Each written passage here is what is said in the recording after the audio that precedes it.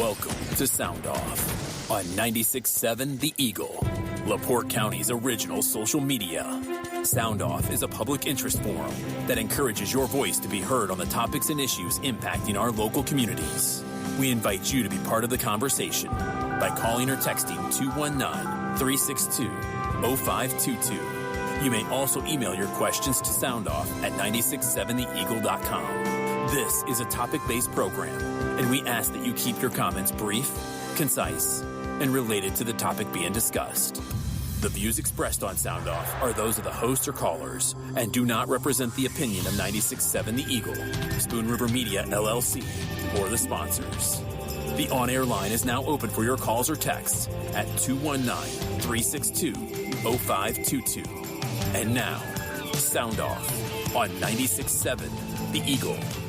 And welcome to Sound Off on this Friday. Stan Maddox here. We have a guest on the program today. Our guest is Dr. Paul White, Superintendent of Schools at New Prairie. So if you want to give Dr. White a question or give him a comment or send a text message, 362-0522. That's the number to call, as always. Dr. White, welcome to Sound Off. Thank you. Thanks for having me. Well, the school year's begun. Summer flies right by. How has the school year gone so far? Excellent. Really good start. Really excited to have everybody back. We've been at it almost a month at this point and really off to a good start. Excited for a great year and to build on all the great things that have been going on at New Prairie and looking forward to keeping it going. All right. Well, I'll tell you what. Let's not waste any time. We have a call to take. Let's get to that caller right now. You're on Sound Off. Hello. Hi. Yes, I had a episode at the parking lot of McDonald's and Walmart on Wednesday. And the episode took place, there was a black man. Is this related to schools? Our guest is New Prairie School Superintendent Dr. Paul White. No, this doesn't have anything to do with schools. Okay. Well, we gotta let you go. So let's keep the questions on the mark. Education related, of course. New Prairie specific is nice, but school issues in general. If you have a comment in that area, give us a call, 362-0522. So start of the school year has gone pretty well. Now, coming up, you have a series of public meetings to go over the future of the elementary schools. A lot of uncertainty right now. How many people will be moving into the area? Of course, you have the Amazon construction, the electric vehicle battery making plant is going up. Could see a lot of new residents. Tell us more about these public hearings coming up. Definitely. Thank you. So, we're looking forward to engaging our school community in a series. We have 3 planned meetings right now. The first one is actually next week, September 8th. It'll be at the high school at the auditorium there.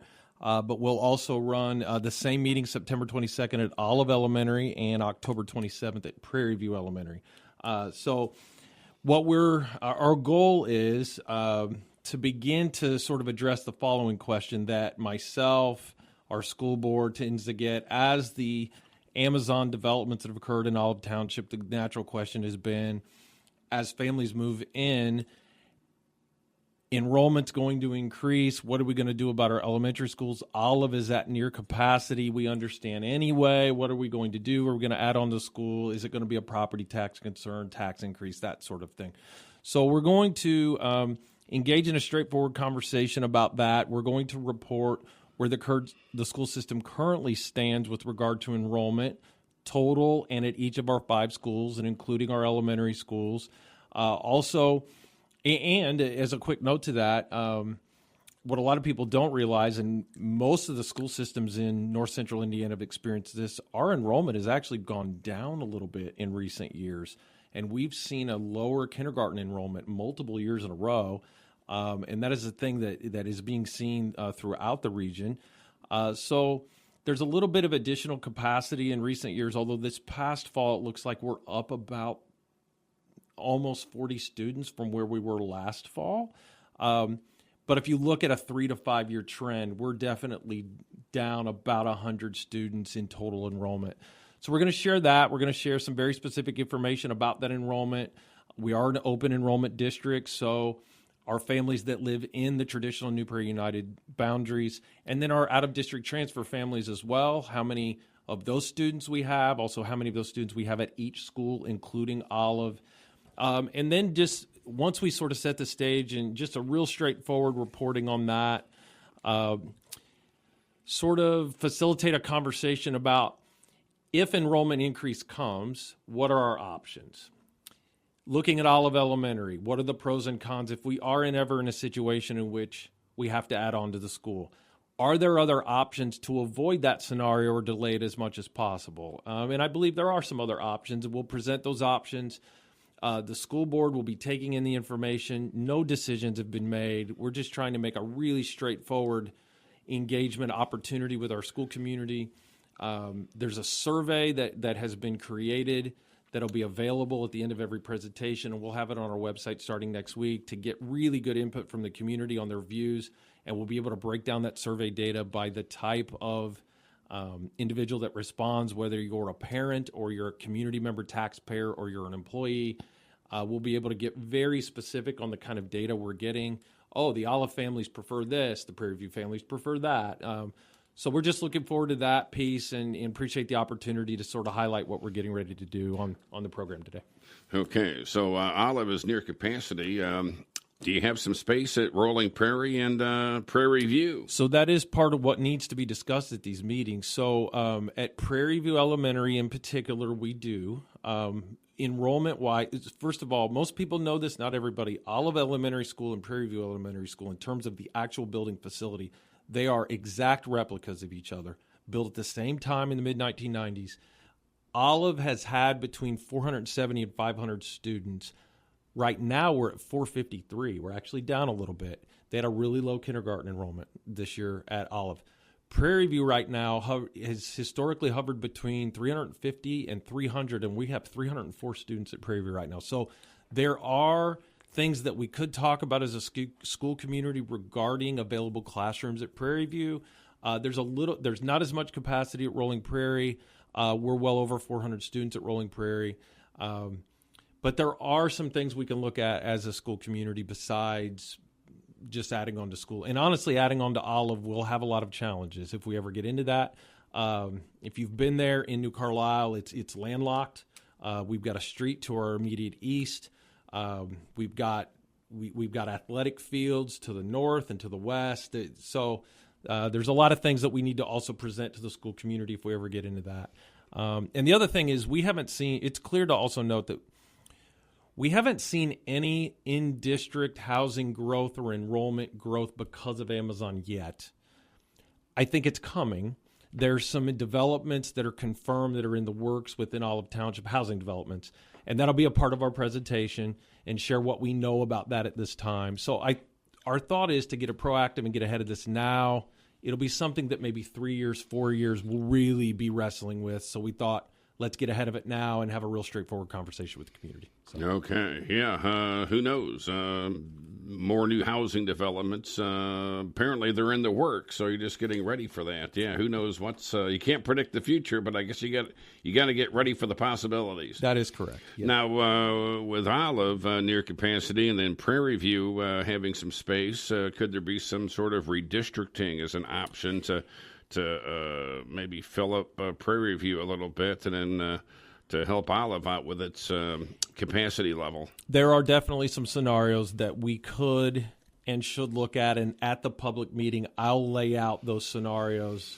And again, we haven't decided we're going to do that. There isn't an agenda that's what we want to do, but at the same time, I think when you think about it in terms of we have to maximize the taxpayer dollars we're given, and we have to think in terms of being respectful in maximizing those taxpayer funds that we get both locally for our property taxes and, of course, what the state sends to fund educational programming. When you look at it from that perspective, we need to throw out all the options that besides just adding on to a school and potentially raising taxes. And so when that redistricting question you bring up, it's something that has to be a part of the conversation. So it will be. And you'll see at the meetings, we'll throw out some very explicit possibilities. But again, nothing's been decided, and we're really interested to see what the community input is on it. Okay, fantastic. Let's take another call. You're on Sound Off with Dr. Paul White. Hi, I'm calling about, I know they started the Boys and Girls Club for after school, and they eliminated the child care from the YMCA. I just wonder if you're looking into doing more, because I know of a couple of people that the Boys and Girls Club was full. And so there isn't really any good child care or availability besides private, people that do it out of their home. But there isn't anything to help people with before school or after school child care. And the Boys and Girls Club are limited, and a lot of people don't want their children bused and then they have to go somewhere else to pick them up instead of within, their local school area.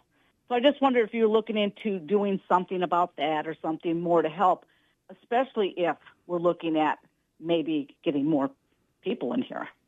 Thank you. Yeah, great question. And straightforward answer is yes. In fact, that is definitely a topic of conversation and will probably be a part of the conversation at these fall public meetings, particularly if any changes are made at any of our schools, whether it's how attendance works or when schools start and end. I think myself, our school board is very aware of the possibility that, okay, we may have to step forward and provide some additional after-school care besides what's available through our partnership with the Boys and Girls Club at this point, because we might have to offer some things to help support and fill in some gaps for families. If they're used to A, B, and C, and we change it to D, we might have to do some things like she's describing. It is definitely a part of the evaluation right now. The downside, or not the downside, but the thing that we're cautious about that we're trying to evaluate is our overall funds and making sure that we're funding educational programming at its highest level we possibly can first. And can we offer the type of opportunities she's suggesting and asking about and not detract from what's going on during the school day? That's the tricky part. I'm not saying it can't be done. It's just there's some hesitancy there.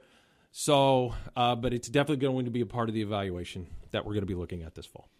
All right. Well, I'll tell you what. Let's take a quick commercial break. We'll come back Sound Off after this. Hey, have you heard the exciting news? Dr. Granfield, your favorite and trusted podiatrist, has opened his own practice right here in LaPorte, Granfield Foot and Ankle.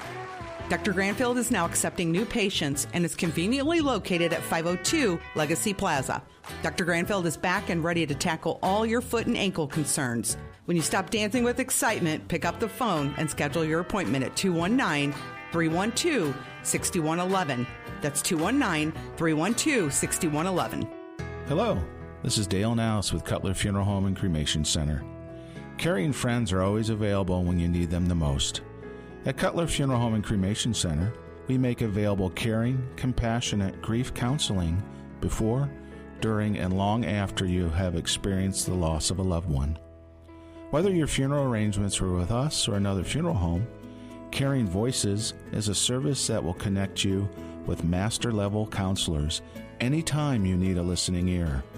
Allow us to help you and those around you to start on a pathway to healing. Don't suffer alone during your time of loss.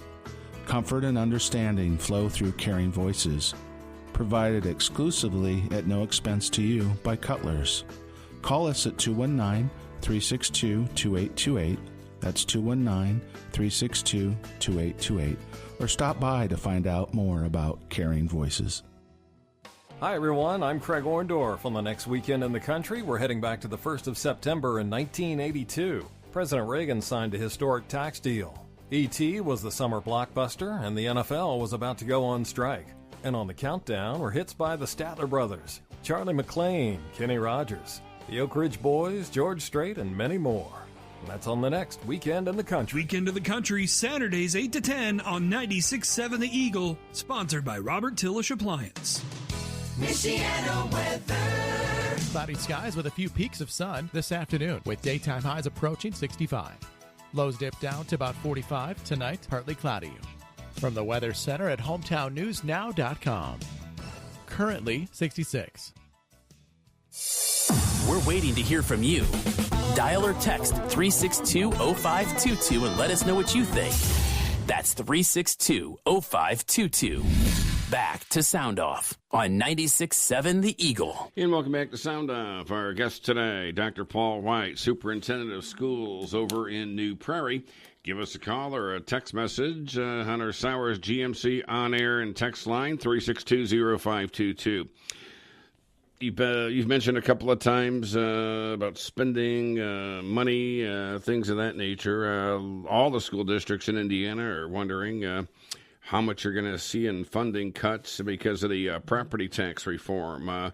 What's the situation in New Prairie? How much money do you think you're going to lose? Yeah, that we're still evaluating that and still trying to understand the full phase-in of that law because it's going to be phased in over, I believe, about a 5 to 6 year period of time, not all at once. Some early projections. We've been to a couple of seminars to try to understand it. I think the lost revenue could be anywhere from $300,000 to $800,000 over time, just depending. So no question, as cost increase, gas for buses, the cost of a bus, facility maintenance, those kinds of issues. There's no question it's a concern. At the same time, I'm a taxpayer too, and I go home and see all the things you see too, and I get it on that perspective. It's one of those where I'm kind of like at home, I'm like, okay, this is good. I get this. This is very helpful. And then I go to work and see the impact on the public school system. And I'm like, oh, geez. But so we'll continue to do what we have done for a number of years. Fiscal responsibility is a core value of our school system and our school board. It is taken very seriously. We're known as being a very fiscally solvent, dutiful school system with regard to finance, and we'll be no different in this case and look to do what we can for wise, either absorbing of things or reducing spending increases, et cetera, in keeping in line with those property tax changes that are coming. Okay. Yeah, another reason to be careful if you're trying to decide whether to add on to a school or not. I mean, right, and that does inform, if the taxpayers are getting some relief over here, any school system, and in our case, like this situation with Olive, we should be very cautious and consider all possibilities before we just go adding on to a school.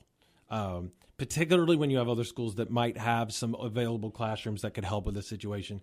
It's just wise stewardship of taxpayer dollars and in consideration of that. So that's definitely a part of what we're thinking about here with these meetings this fall to try to engage everybody and get input. All right, great. Anything brand new this year you'd like to shed a little light on? Oh, wow.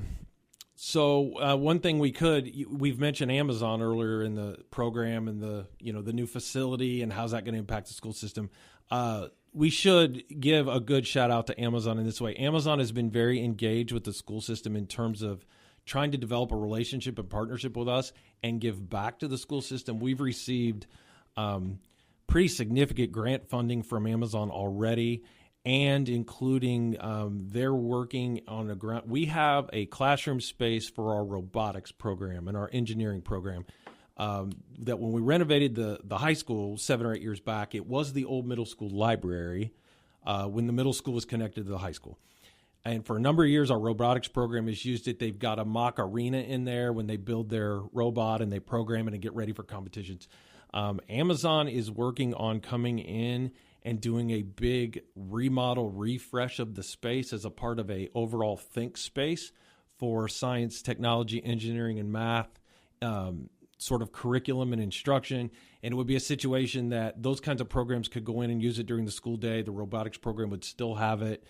And we haven't even had a chance to tell our robotics people about this yet. So it just came to mind. It's just something that's crossed my desk in the last week or two. So we're really excited about that and those kinds of opportunities to even elevate the programming we have available to students with partners like Amazon.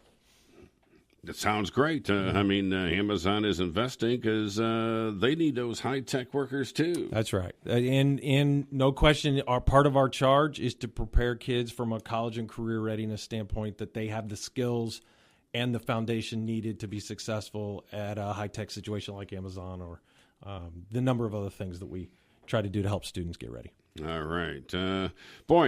Speaking of new things, the football team, they're 0-2. That's new because they're used to winning. They've had several years of winning. What's happening? Honestly, I think it's a couple of things. At the LaPorte game, and congratulations to LaPorte on the milk jug win. It was painful for us and me. And in my years at New Prairie, I haven't seen a lot of that, but they got us this year. I looked out during the game, and I always do this the first game or two. I get a program, and what number, and it hit me pretty early in the first quarter that, we're not playing very many seniors. And then I looked over at LaPorte's side. I'm like, they're almost all seniors. So I immediately thought, that's interesting. We're playing a lot of young kids that really, this is their first varsity game. So that is a big piece of this. Coach O'Shea, our new coach coming in, I think I'm very confident this is one of those situations that the New Prairie community, and New Prairie is really great about support, so it will be this way. We need to be patient. We have a coach putting in a new system with a lot of kids that this is their first year of varsity playing experience. And our first two games have been pretty similar in terms of we've been very competitive for 3+ quarters, and then the wheels kind of fell off late. We've moved the ball a lot. Coach O'Shea's known for that. He's been a really well known as an offensive coach, and that was something we were looking for. And he's definitely brought that. We've got a lot of young kids on defense, so there's going to be growing pains. We have a lot of athletes in our younger levels. We have a lot of success happening in our younger levels. I'm very confident if we're support and we're patient with Coach O'Shea and let him work his system and get things connected to what he's doing offensively in our younger in Rocket football and the youth programming.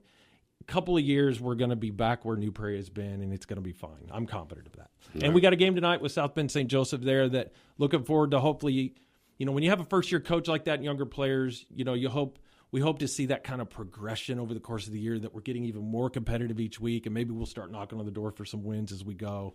So I'm looking forward to being there tonight and seeing the progress and see how we do there. Okay. You're on the road tonight or at home? We are on the road. We're there. Okay, great. Our guest once again, Dr. Paul White, New Prairie School Superintendent. If you have a question or a text message, give us a buzz, 362-0522. There was a lot of talk earlier in the year about the state legislature and things that they were passing or considering for education. Did anything come out of the legislature this year that really has you having to adjust or make some changes to adapt to? Yes. I will mention one that I think has been confusing and frustrating for everyone. I don't even know just the educators, even maybe the legislators themselves. So this is about school funding. Budgets are tight in the economy, so I understand, and I think the legislature passed a pretty conservative budget. K through 12 education got about a 2 to 2.5% increase, which, given they did substantial cuts for higher ed, I was thinking, okay, we're thrilled we did that. But it turned out we're probably aware that school systems can no longer charge families for curriculum or curricular fees. And the state of Indiana took over that funding. Well, we were informed this summer, not during the legislative session in the spring, but we were informed by memo from the Department of Ed deep into the summer that the curriculum fees money that the state would send to not only our, but every other school district, that we had to back that out of the new money established in the budget. So we thought we were getting X new money and that there would be some dollars there for employee raises and whatever. And then when we got this memo about the curriculum fees and it had to be backed out of the same pot of money, that was a big blow. That was not, and it was, and I'm not alone. There was all kinds of confusion all over the state about this issue. So that was a surprise. And that was a frustration. Just because it was not communicated that way or well in the spring. So we're working in trying to adjust as we prepare for, bargaining with teachers and employee raises this fall. So yeah, there you go. There's that one. That was a surprise. Yeah. That's like a funding cut. Yeah. In a manner of speaking, yes, that could be argued. Yes. All right.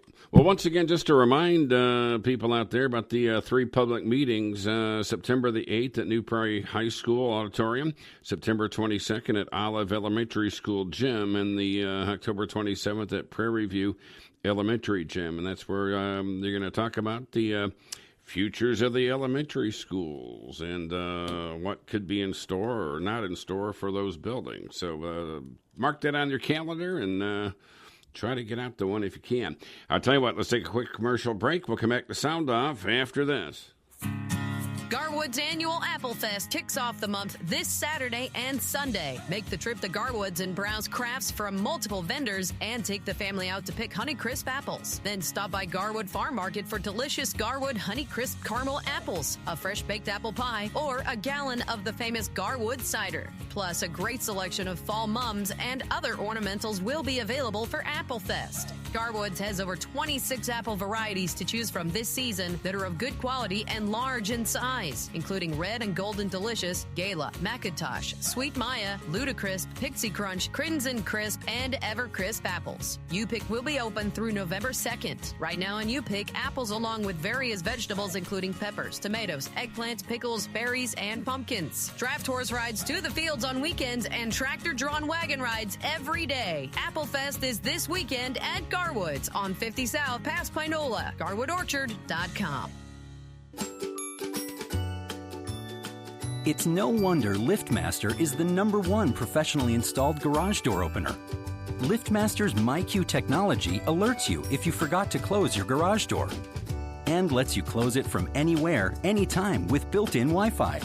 It also has battery backup, so you can get in your garage even when the power's out. For dependable, expertly installed garage doors and LiftMaster openers, choose MC Doors, where style meets strength. Visit mcdoors.com. Get all your weekend sports updates on 96.7 The Eagle all weekend. Every hour from 11:30 to 9:30 following ABC News, covering the latest in sports news and current scores from across the country. Provided by ABC Sports and brought to you by Giggles Boutique, Flanagan Tires, and Lakeside Auto Works. With so many things going on around the area, it's hard to keep up with this or that taking place, especially when the weekend arrives and you're looking for something to do and all of a sudden you forgot. Well, not anymore. Let us introduce you to the Weekend Entertainment Guide. Heard every Wednesday, Thursday, and Friday right here. We'll list your nonprofit event on the air for everyone to hear. Also, we'll list it on our website at hometownnewsnow.com for others to see. Just visit hometownnewsnow.com, click on the Submit tab, and fill out the form and contact us for payment as we take credit or debit cards. It's the Weekend Entertainment Guide, Wednesday, Thursdays, and Fridays here and hometownnewsnow.com. What are you waiting for? The lines are open on Sound Off. Text or dial your questions now to 362-0522. That's 362-0522. Now, back to LaPorte County's original social media. Sound Off on 96.7 The Eagle. Hey, and welcome back to Sound Off. Our guest today, New Prairie School Superintendent Dr. Paul White. We have a question. What about raises for teachers? Yeah, and we're getting ready to get into that bargaining season. It actually connects to the comments I was making before the break about the legislature and that backing out the curriculum fees. The memo explicitly said that we are not allowed to bargain that money that the state has earmarked as curriculum fees, that we have to back out of the money that we're receiving, which was, again, part of the surprise and disappointment. In our case, first of all, it's a very important topic. We need to stay competitive with our salaries and benefits for teachers. Two, our teachers are doing some amazing work. And everyone says that about their teachers, but we have some very tangible results. We were talking during the break. Out of 300 public school systems in the state, our iLearn scores for grades 3 through 8, students to pass both the English and math exam, we're literally in the top 10% of school districts in the state. And if you bring poverty into the equation, we're actually one of the top. We're one of the few school systems in that top 20, 25 school systems that has a poverty rate. Our poverty rate with students last year was about 40% on free and reduced lunch. Almost no one on that list has a poverty rate above 35%. So back to the teacher question, our teachers deserve a good raise. It's as simple as that. They are performing and they are getting the job done. So in our case, fortunately, we had done a lot of work the previous year to look where we could make cuts within our education fund budget, absorb some positions at retirements, et cetera, to free up dollars we already had. So we have that in place as we get ready for bargaining, fortunately, because if it wasn't for that, with the very small new money piece and the curriculum piece thing, there wouldn't be, we are up on students a little bit, and that's a factor too, but you got to factor in health insurance increases and et cetera. So we're hoping with some of the money we freed up that we already had, we'll be able to put something together in the bargaining process that would be commensurate of what our teachers should be getting and keep them competitive with the area. And in all seriousness, they deserve the credit. The performance has been excellent. Our teachers do great work. Okay. Well, that's great to hear. I mean, you're right up there, especially when you have 40% of the students qualify for free or reduced lunch, but yet your scores are still way up there. Right, and that's a complete testament to what the teachers do, and our building administrators and principals, and Jen Sass, our curriculum director, who, of course, she was a LaPorte teacher. Everybody knows, I think a lot of people know and respect Jen. Their work is amazing, and it was really a moment when I saw that this summer. And you see at the top of that list the Carmels, the places that are known around the state, Zionsville, and then when you see New Prairie hanging with those folks, and we've got more kids in struggling circumstances, you just really step back and think, okay, our teachers are really getting some serious stuff done here. So very proud of that. All right. Text message. Thanks for the great work you and your staff members are doing. Keep it up. Hey, we'll take it. Thank you. All right. That unfortunate bus crash back in May. Rich Shale, he's doing well now back at home. Of course, student Lucas Bradshaw still being cared for in a long-term facility now over in Grand Rapids, Michigan. But I hear he's improving. What do you know as far as his prognosis? He's getting better. Yeah, same as you. And, in terms of there's been good, positive progress. And obviously on the one hand, we not supposed to say a whole lot. On the other, we're preparing to, help Lucas with his continuing that educational development as he's ready this year and some flexible programming as needed for him. And just the entire situation. It's glad to see everyone involved progressing in a positive way. It's a blessing, and we're just so thankful to that. And then, unfortunately, or just the reality of the situation, and then also you just start to begin to see the legal process regarding the accident and, individuals involved that are responsible for this, and that piece is just starting to get off the ground, and that's going to be a long-term, multi-year process, likely, unfortunately, but it's just kind of the nature of how our system works, whether in terms of legal, otherwise, liability, et cetera. But, the guy in the box truck who caused the crash, he's since been charged with driving under the influence because they found drugs in his system. Right. And I think that's where, as a school community, we kind of need to remind ourselves, who's kind of everyone that was involved kind of coming together and holding the right person responsible. It's just going to be a long process, and it's a tough thing and requires a lot of patience. And if anybody listening or any of us, if you've been involved in any kind of legal system process, it just almost always takes a lot of time. So. Yeah. I was pretty impressed when they had some of the ceremonies after the accident. Just the way the community just stuck together and supported each other is quite amazing. And that's New Prairie. That New Prairie is just a special place in that regard. All right. Well, if you have a question or want to give us a call, that number to call one more time, 362-0522. Our guest again, Dr. Paul White, Superintendent of Schools at New Prairie. Anything else that's on your mind of importance that you want to tell us about? Any successes yet? Any awards yet given out? I know it's early in the school year, but, stranger things have happened. Well, in terms of this year, not yet. I was just thinking about the following, even preparing for the fall meetings. Just over the last 3 school years, the number of our programs that have had significant success. And I think as we think about the future of these elementary facility situations and Olive, we should keep the following in mind. I mean, I think in the last 3 school years, I counted the following programs have either been to the state finals or won the state championship in their particular, our show choir, our marching band. The baseball team won a state title. The softball team won the first school state title. Our wrestling program has emerged and is becoming a state and regional leader. We had multiple wrestlers advanced to the state finals last winter to such a degree that our team score was up on the board in the top 10 all weekend. Wow. We were like hovering around 6th, 7th, 8th, and you look up there with these traditional wrestling powers, and there's New Prairie, the smallest school of the 10 by far.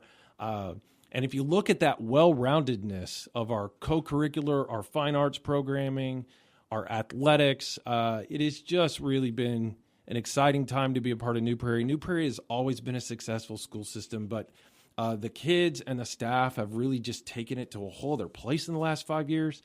And we're just excited to keep going and keep building on it. And as we evaluate however we structure the school system, we just need to try to keep that in mind. What are we going to do to put everyone in the best position to continue that kind of success? And if we have to make a few tweaks and changes to do so, we should.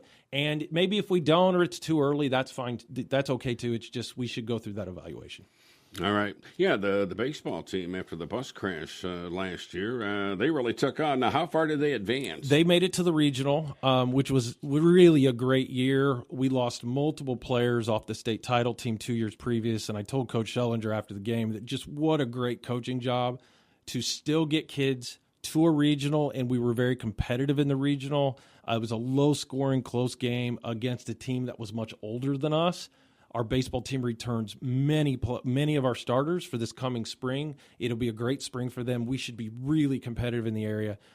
So they made it to the regional, and what a great year. To kind of reload like that and as you're rebuilding and have that successful year, it was great testament to him and what a job he's done at New Prairie. All right. Well, we're almost at the end of the show, Dr. White. Any parting remarks for us? Yeah, we just really want to encourage and invite everyone to come out to these 3 fall meetings. Also, they will be broadcast on the YouTube channel that our school board uses to broadcast all our public school board meetings. So if you can't make it out and you want to watch that way, that'll be another way you can engage.